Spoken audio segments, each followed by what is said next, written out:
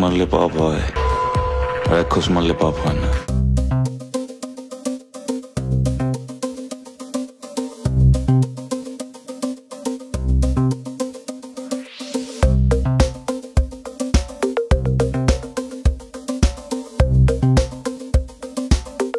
রিভেঞ্জের দায়িত্বে আমি আছি।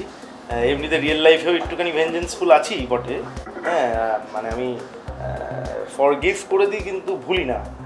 তো সেক্ষেত্রে ওই রিভেঞ্জের পার্টটাই সিরিজেও আমার আমার না জিজ্ঞেস করে কোনো কাজ করলে সোজা দলের বাইরে।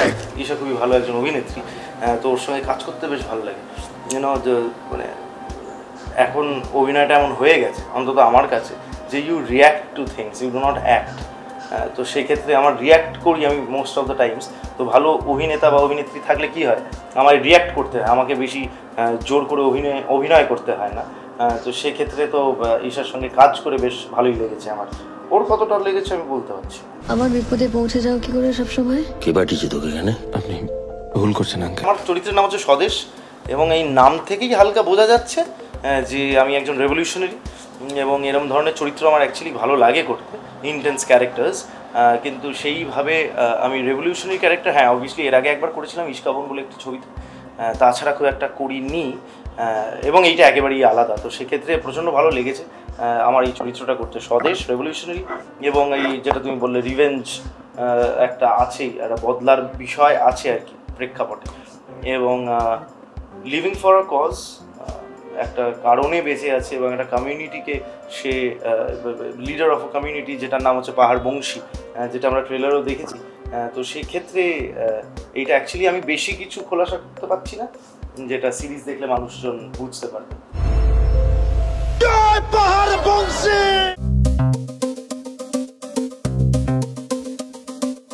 এটা আমার মনে হয় সব বাঙালিরই আছে, মানে এটা নতুন করে পাশবালিশ নতুন কোনো শব্দ নয়, নতুন কোনো বিষয়বস্তু নয় জীবনে আমাদের। এই শোটার ব্যাপারে যদি বলো তাহলে পাশবালিশটা জাস্ট একটা নাম, মানে এমন নয় যে একটা পাশবালিশকে নিয়ে গল্প, সেটা নয়। পাশবালিশটা এইটা মিন করা হয়েছে পাশবালিশ নাম দিয়ে, যে যে যে বা যারা পাশে থাকে, পাশে থাকাটা হচ্ছে পাশবালিশের কাজ। বেসিক্যালি পাশবালিশ এমন একটা কমফর্ট জোন যেখানে আমরা যা বলি, মানে ধরো নিজের সমস্ত ভেতরের কথা শেয়ার করা যায়, সে কাউকে বলবে না, জাজ করবে না। তো এরকম একটা জায়গা এখানে পাশবালিশ মানে তাই। সেটা বন্ধুত্ব হতে পারে, অনেক ভালোবাসার মানুষ আছে যাদেরকে সব কিছু শেয়ার করা যায় না, বা যারা পাশে থাকে না। আবার অনেক মানুষ আছে যারা পাশে থাকে, তাদের সঙ্গে হয়তো ভালোবাসার সম্পর্কটা হয় না। তো এই শোটার নাম পাশবালিশ এই কারণে দেওয়া হয়েছে, মিন করা হয়েছে যে যে পাশে আছে বা যারা পাশে আছে, পাশে থাকাটা।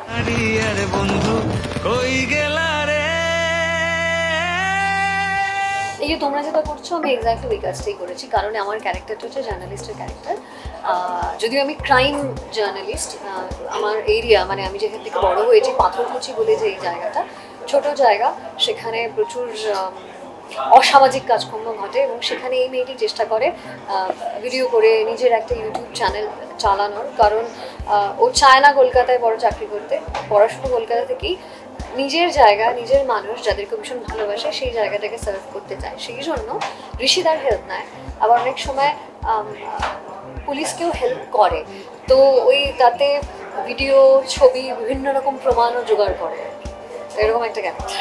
কোন ড্রেস পরে কেউ রেডে আসে? বীরাঙ্গনারা যুদ্ধে সেজে গুজেই যায়। তুমি বলছিলে যে পাশবালিশ মানে সব সময় যে পাশে থাকে, বাস্তব জীবনে তুমি কাউকে পাশবালিশের সাথে পেয়েছো যে সব সময় পাশে ছিল না, আছে, এখনো আছে, কিন্তু সেটা আমি একদম বলবো না, কারণ সে ইন্ডাস্ট্রি থেকে নয়, সে বা তারা ইন্ডাস্ট্রি থেকে নয়, তোমরা ডেফিনেটলি চিনবে না। কিন্তু হ্যাঁ, সবার জীবনেই থাকে দু একজন এরকম বন্ধু যারা আমাকে আনকন্ডিশনালি ভালোবাসবে এবং আমাকে ডেফিনেটলি জাজ করবে না আমার কাজকর্মের জন্য।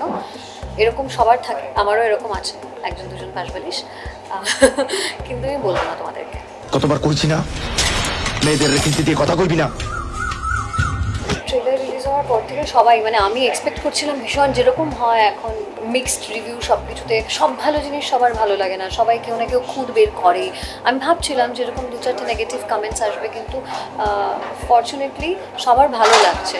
হয়তো এই কারণে যে এই শোটার মধ্যে সব কিছু রয়েছে, romance, thrill, family drama, action সব কিছু রয়েছে, তো হয়তো সেই কারণে সবার ভালো লাগছে। সৌরভের সঙ্গে একেবারেই মজার কিছু ঘটেনি, কারণ আমার আর সৌরভের অফ স্ক্রিন সম্পর্কটা হচ্ছে মারামারি, মানে পারলে একজন একজনকে মেরে দেবো, বাট অন স্ক্রিন আমরা এত কমফোর্টেবল দুজনের সঙ্গে, এত কাজ করেছি।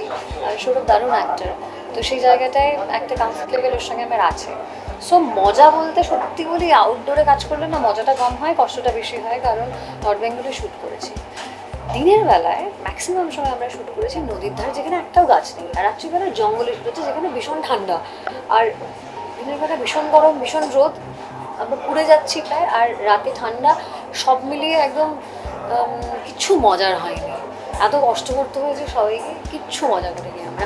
একটা জিনিস আমি করতাম, ভীষণ রেগে যেতাম, তখন আমি তোমরা গোলমালে তুষার কাপুরকে কথা বলতে দেখেছো, আমি ওরমভাবে কথা বলতাম, তখন রেগে গিয়ে না এক্সপ্রেস করার আর কোনো ভাষা পাচ্ছিলাম না, তখন এরকমভাবে কথা বলতাম। পাঁচবালিশের ট্রেলার আউট হয়ে গেছে এবং মানুষ খুব ভালোবাসাও দিয়েছে সেই ট্রেলারকে, যার জন্য খুবই খুশি। এবং আমি এটাই চাইবো যে আগামী 10 তারিখ যখন পাঁচবালিশ রিলিজ করবে জি5-এ, তখন সমান পরিমাণ ভালোবাসা মানুষ দেবে সেই সিরিজটাকে। 7 সমুদ্র 13 নদী পেরোতে যদি হয় পেরোবো। আমার চরিত্রের নাম চাঁদু, এবং চাঁদু পাথরকুচি থানায় বড় হয়েছে। পাথরকুচি থানার অফিসার তাকে ছোটোবেলায় খুঁজে পায় এবং সে এই থানাতেই বড় হয়েছে। তারপরে এই থানার পরিবেশে, থানার মানুষজনদের সাথেই, কিন্তু তার একটা জীবন আছে থানার ভেতরেই। এবং যেহেতু থানায় বড় হয়েছে তাই জন্য সেরকম তার কোনো বন্ধু নেই। দুজন বন্ধু আছে, চুমকি এবং রাখাল, যারা একজন হচ্ছে কুকুর, একজন মুরগি। এবং সে মনে করে তাদের জীবন ভালো থাকবে যদি একে অপরকে তারা বিয়ে করে ফেলে। তো খুবই ইনোসেন্ট, উইয়ার্ড এবং আনইউজুয়াল একটা চরিত্র চাঁদু। তো আমার মনে হয় যে এরকম চরিত্র আমি আগে করিনি, তো সেই জন্য আমার কাছে ব্যাপারটা খুবই এক্সাইটিং। আমাদের পরের শিল্পী পাথরকুচি থানার অরিজিৎ সিং, চাঁদু। এই গল্পে আরও অনেক কিছু রয়েছে, প্রেম রয়েছে, বন্ধুত্ব রয়েছে, অ্যাকশন রয়েছে, রিভেঞ্জ রয়েছে, অতীত রয়েছে, এবং অতীতকে নতুন করে নতুন পরিস্থিতিতে ফিরে পাওয়া রয়েছে। এবং সেই নতুন পরিস্থিতিতে অতীতকে কিভাবে এই চরিত্ররা চাঁদু, আঁচল এবং স্বদেশ কীভাবে সেটাকে হ্যান্ডেল করছে, কীভাবে সেটাকে জয় করছে, ভালোবাসা দিয়ে নাকি ইনোসেন্স দিয়ে নাকি রিভেঞ্জ জিতে যাচ্ছে, তো সেই সব কিছু নিয়ে এই গল্পটা। তুই এসছিস? তুমি আমাকে চেনো? এই পাঁচবালিশ আমাদের এই সিরিজে যেই সেট অফ অ্যাক্টার্স রয়েছে তারা সবাই খুব মজার। তো তাদের সাথে কাজ করার সুযোগ বা তার মানে শুটিংয়ের বাইরে তাদের সাথে সময় কাটানোর এক্সপিরিয়েন্সটাই খুব মজার ছিল। যেমন শঙ্করদা, ঋষিদা, আত্মদীপ, তরুণদা, সুস্নাত, আরও অনেকে রয়েছে যারা এই ছবিতে খুব ভালো ব্রিলিয়েন্ট অ্যাক্টার্স রয়েছে।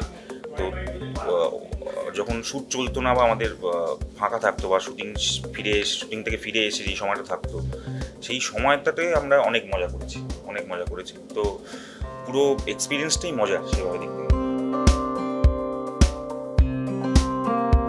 চরিত্র নিয়ে কি বলবো, একজন পুলিশ অফিসার, সে একটা অন্য মিশনে আসার পর একটা অন্য ঘটনার জালে জড়িয়ে পড়ে। আমার জালে মানে কি, ঘটনাক্রমে সে অন্য ঘটনার সঙ্গে জড়িয়ে পড়ে। তার ইনভেস্টিগেশনে তখন আসল যে কাজটা নিয়ে এসেছিল তার সঙ্গে অন্য ঘটনাগুলো আনফোল্ড হতে থাকে, যেটা গল্পের মূল উপযোগ্য। এখানে এসেছিলাম ড্রাগ পেডলিং রুখতে, আর জড়িয়ে গেলাম আপনাদের এই মহাভারতের চক্রব্যূহে। স্টার কাস্টের সঙ্গে অভিজ্ঞতা তো ডিপেন্ড করে না, আর আমার সব কাজে আমি খুব এনজয় করি। আর যখন নর্থ বেঙ্গলে শুটিং করেছিলাম, আমরা 2 সপ্তাহ ছিলাম সেখানে, তো অবশ্যই খুব আনন্দ করার জায়গা। এমনও হয়েছে আমি লোকাল লোককে দিয়ে আমরা কয়েকজন মিলে রান্না করিও লাঞ্চ করেছি। এর থেকে বেশি মজা শুটিংয়ে আর এক্সপেক্ট করা যায় না। যা পেয়েছি যথেষ্ট মজা করেছি আমরা। রাক্ষস দেখলে সঙ্গে সঙ্গে মাইরে ফেলতে হয়। টিজার বা ট্রেলার দেখে তো সবাই শুভেচ্ছা জানিয়েছে, সেটাই স্বাভাবিক। টিজারে সবসময় লোকের একটা, বিশেষ করে যারা পরিচিত তারা সবসময় শুভেচ্ছা জানায়, তারা শুভাকাঙ্ক্ষী। এবারে আসল রিলিজটার পর লোকের কি তার অ্যাকসেপ্টেন্স কীরকম তৈরি হয়, লোকেদের প্রতিক্রিয়া কী হয়, সেটার অপেক্ষায় আছে এখন।